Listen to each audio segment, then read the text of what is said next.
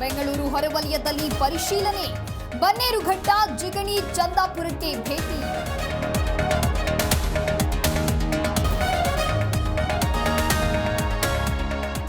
ರಮೇಶ್ ಕತ್ತಿ ವಿರುದ್ಧ ವಾಲ್ಮೀಕಿ ಸಮುದಾಯ ಗರಂ. ಬಳ್ಳಾರಿಯಲ್ಲಿ ಮಾಜಿ ಸಂಸದ ವಿರುದ್ಧ ಪ್ರತಿಭಟನೆ, ಕೂಡಲೇ ಬಂಧಿಸಿ ಶಿಕ್ಷೆಗೆ ಒಳಪಡಿಸಲು ಆಗ್ರಹ.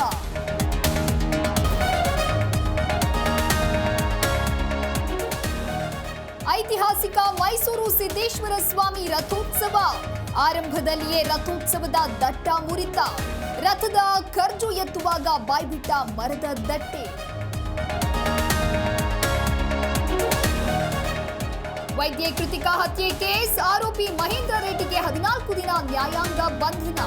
ಪರಪ್ಪನ ಆಗ್ರಹಾರ ಜೈಲು ಪಾಲಾದ ಡಾಕ್ಟರ್.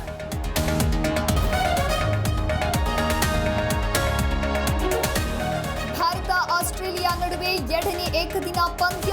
ಆಸೀಸ್ಗೆ 2 ವಿಕೆಟ್ಗಳ ಜಯ, ಸರಣಿ ಕೈವಶ.